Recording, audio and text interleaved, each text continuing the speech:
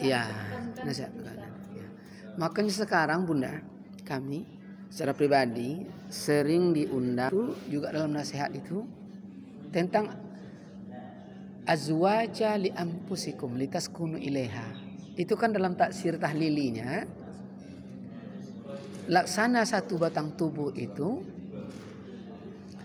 ibaratnya ulat. Tahu ulat, Bu? Ulat daun. Ulat daun. Dia ulat daun itu terpisah kepala dengan ekornya. Yang kepala jadilah kepompong. Pompong. Setiap hari dia terbang. Yang bagian ekor jadilah badan. Masih di dalam daun. Dan kepala nih, kepompong nih setiap hari tanya, ekor di mana? Aku di dalam daun, Bang. Setiap hari itu selalu bertanya. Maka inilah disebut sakinah. Ya, di tas kuno itu sakinah, mawaddah warahmah. Jadi nanti kepala ini tidak akan bisa tenang hidupnya kalau tidak punya ekor. Ekor yang tidak bisa hidup sempurna kalau tidak ada punya kepala. Makanya kapan dia tenang, bertemulah ekor dengan kepala. Maka disebutlah nikah itu fitrah. Fitrah. Jadi tidak akan bisa tenang hidup bahagia kepala hidup tanpa ekor. Makanya acara dipimpin oleh Coki Sitohang dulu, Take Me Out nama itu. Itu laki-laki sukses, Bu, tapi belum punya istri, tidak akan bisa bahagia. Begitu kebalikannya, perempuan sukses tapi tak punya suami, tidak bisa bahagia. Maka setiap di malam minggu itu, apa tujuannya? Mencari ketenangan batin, bertemu kepala dengan sakinah dia. Baru sakinah, barulah udah sakinah, baru datang mawaddah. Ada keinginan. Apa ada bila keinginan? Menikah, datang rahimah, kasih sayang. Nah, konsep ini putus. Nah, mencari kepala dan ekor nih wajib yang serasi. Tidak mungkin kepalanya ketek, badannya kerbau. Maka disebut sekafa'ah. Atau kebalikannya, badannya kancil, kepalanya kerbau. Paham maksud itu? Badannya kancil, kelinci, kepalanya kerbau. Itu tidak cocok. Itu sekafa'ah. Jadi mulai ilmunya sampai kepada fisiknya. Kalau perlu sampai kepada hartanya, sama. Kalau perlu sampai kepada turunannya, sama-sama turunan baik. Tidak juga dapat ilmunya, tidak juga dapat sekafa'ah hartanya, tidak juga dapat, boleh agamanya ambil supaya dapat tuh semuanya. Nah, itu dia. Itulah litaskunu ilaiha. Jadi dalam wasiat perkawinan itu sangat menentukan. Sangat menentukan. Ada dua yang dibisikkan seorang ibu kepada anak di hari pernikahannya. Apa dibisikkan? Satu, nak, jangan pernah kau tinggalkan suamimu saat makan nanti. Itu tidak dilakukan kini, Bu. Sehingga suami tidak enak makan. Tidak ada makan di rumah, makan di luar. Makan di luar pelayanannya beda. Sumber masalah berawal dari yang kecil. Maka orang dulu di kampung, mak kita, ayah makan, dengan dong anak. Itu bang, itu sempo, itu pengek setuju. Itu berkeringat suami makan, betul, Bu? Selama enak makan di rumah, orang kalau udah kenyang makan zahir dan batin, sehebat apapun sambal di luar, tidak bisa lero, Bu. Betul tidak? Itu makannya zahir batin maksudnya itu. Bukan makan nasi saja. Kedua, jangan pernah kau tinggalkan suamimu di tempat tidur. Dua cuma nasihat. Ani nak suamilah lah batuk-batuk aja, lah bertanya, lah siap solat insan. Nya si buat pilih bang. Hal-hal yang dasar tapi sangat menentu. Ada tidak salah ngomong itu suaminya berakhir, jadi dia beragu, katanya harus ikut suami kata sampai ke lubang tamu, sampai di bahasa terakhir. Itu terkadang ikut. Ya, itu dia. Itu dia. Jadi dia kecil sekali, sangat menentukan. Jadi dalam namanya kajian tabarrus ya. Di tabarrus itu nanti ada 4 ladang amal yang sangat agar kita tidak masuk perempuan celaka nih, ya, tempat bertabarus, berhias itu pertama itu sama ya, saat suami berangkat kerja, nah, bertabarus di sana. Kalau Aisyah tadi dengan gelas Rasulullah menyenangkan Nabi, jadi tidak harus pakai wardah, tidak, menyenangkan. Kedua, saat suami pulang kita berhias. Jadi kalau 6 hari, disitulah nanti harta suami itu kita gunakan. Kalau suami pulang sore, mungkin kita pakai Mirabella. Kalau suami pulang siang, Hanasui, itu ibaratnya. Suami pulang malam Jumat, Hiblora. Ah, itu ketukar. Ya. Itu dia. Lalu kapan lagi? Saat berangkat ke tempat pembaringan. Berhias, berdandan. Maka Ridwan bangga, Bu, nengok sahabat-sahabat kita yang dari, bukan tak apa disebut nama untuk kebaikan, Bu, ya, kawan-kawan kita Periaman, Bu.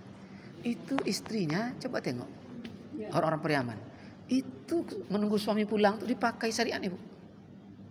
Berdandan dia, dandan itu, ya kamar, ya. Boleh. Lalu apa lagi?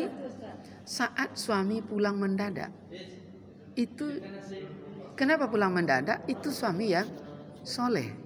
Kata Rasulullah, apabila engkau melihat wanita cantik yang membuatkan hatimu terpikat, cepatlah kamu pulang. Apa yang kamu lihat tidak pernah berbeda dengan apa yang ada di rumah, untuk menyelamatkan agama dan otak kotornya. Maka dia minimal nelpon. Pergi jam 7, jam 9 pulang. Maka saat suami pulang mendadak, alat tanurah, kata Rasulullah, walaupun engkau sedang giling cabai, selamatkan otak kotor suamimu dan agama. Kasih dia makan kenyang. Inilah kunci. Tapi yang tidak berilmu, baru rajo pulang, anak lado kan, balik dia ke kantor. Siapa salah? Kita. Kalau kita tak pelihara suami, orang lain yang pelihara. Dia sedikit, Bu.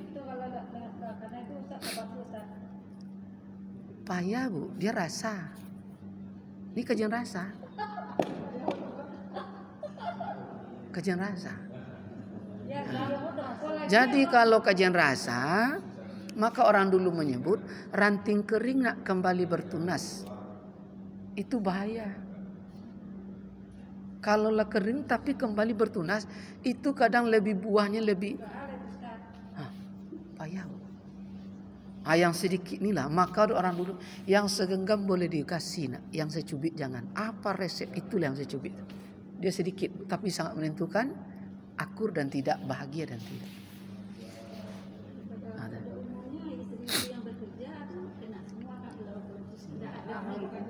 Wallahu a'lam bishawab. Tergantung ilmu.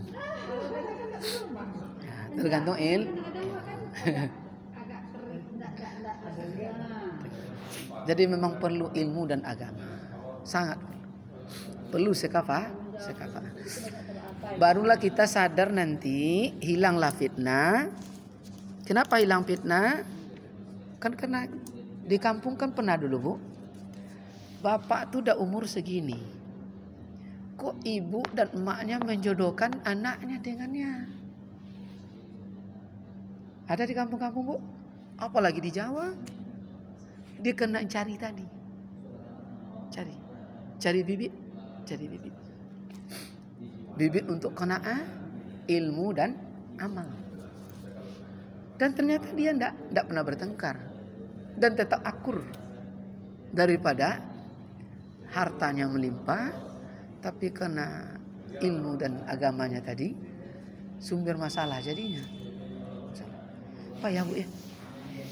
Beruntung kita masih dapat yang berilmu, amin ya.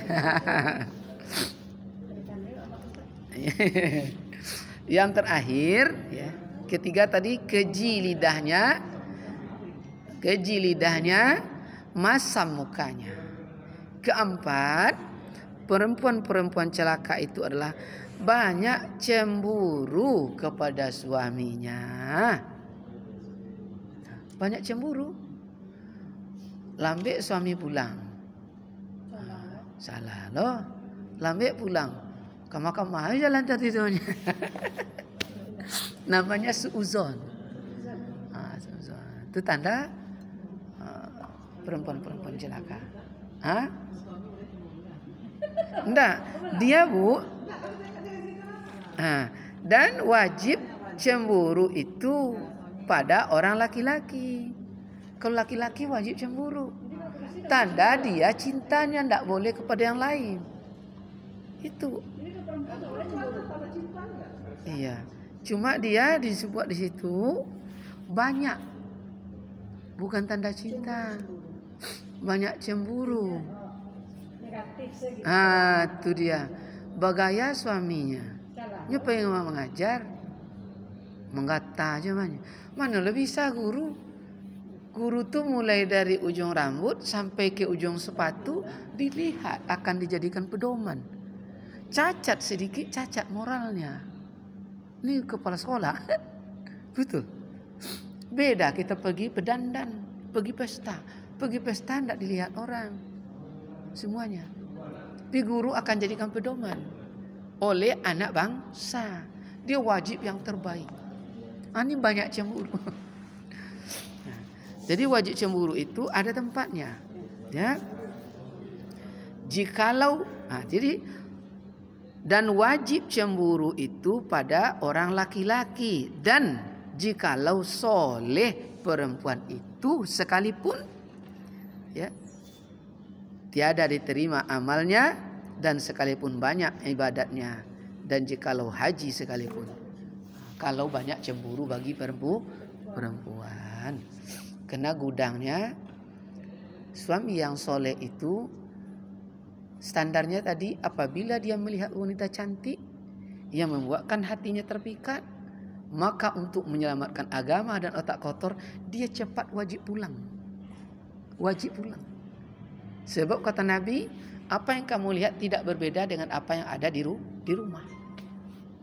Makanya dia, maka mencari suami itu juga yang berilmu dan beragama.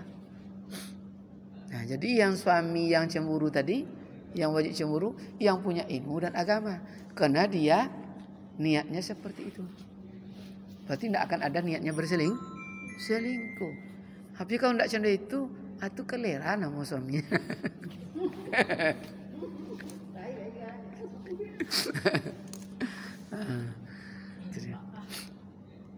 Kami ini beginilah. Lanjut. Jadi habis bahasan kita tentang perempuan yang mulia dan perempuan-perempuan celaka. Habis bahasannya.